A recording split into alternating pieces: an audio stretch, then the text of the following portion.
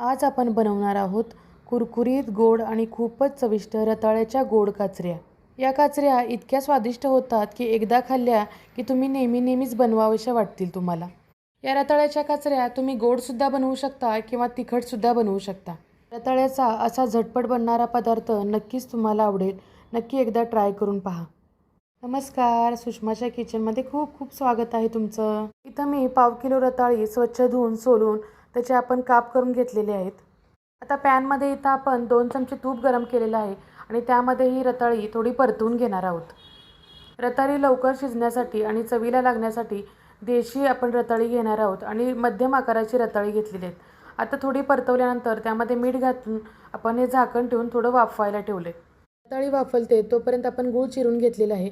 इथं मी अर्धा पावशर गूळ घेतलेला आहे। रताळी थोडी वाफवल्यानंतर आपण त्यामध्ये तो गूळ घातलेला आहे आणि अगदी चमचाभर आपण यामध्ये पाणी घातलेलं आहे।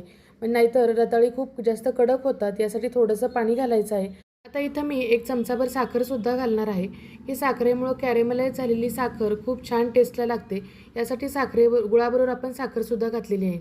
गुळाचा पाक लवकर होण्यासाठी आपण त्यावरती झाकण ठेवलेलं आहे, म्हणजे राहिलेला जो रताळी असतील कच्ची राहिलेली ती सुद्धा चांगली शिजतात।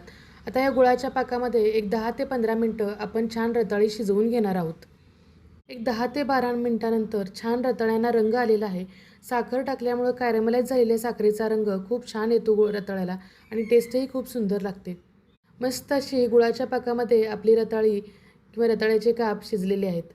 आता यामध्ये आपण थोडीशी सुंठ पावडर घालणार आहोत चवीनुसार आणि यामध्येच मी थोडीशी वेलची पावडरसुद्धा घालणार आहे। तुम्ही इथे ड्रायफ्रूटसुद्धा घालू शकता, पण ड्रायफ्रूट सगळ्यात शेवटी घाला, म्हणजे त्याची टेस्ट अजून जास्त वाढेल। तुम्हाला जर खूप जास्त पाक नको असेल तर तुम्ही आटवू शकता, परंतु मी असाच पाक ठेवणार आहे। अशी थोडीशी पाकातली रताळ्याची कापं खूप सुंदर लागतात। आता या काचऱ्या थंड झाल्यानंतर आपण सर्व्हिंग बाउलमध्ये काढून घेणार आहोत। तर या आषाढी एकादशीला अशा रताळ्याच्या काचऱ्या नक्की ट्राय करून पहा। खूप सुंदर टेस्ट लागते, चविष्ट लागतात, पौष्टिक पदार्थ आहे, गुळातला पदार्थ आहे, त्यामुळे चव जास्तच वाढते आणि त्याबरोबर थोडीशी साखरही घाला आणि टेस्ट कशी लागली ते नक्की सांगा। रताळ्याची ही सोपी रेसिपी नक्की ट्राय करून पहा। तुम्हाला ही रेसिपी कशी वाटली हे कमेंटमध्ये नक्की सांगा। रेसिपी आवडली असेल तर लाईक, शेअर, सबस्क्राईब करा। परत भेटू अशाच एका नवीन रेसिपीसह। तोपर्यंत मस्त खा, स्वस्त राहा। बाय।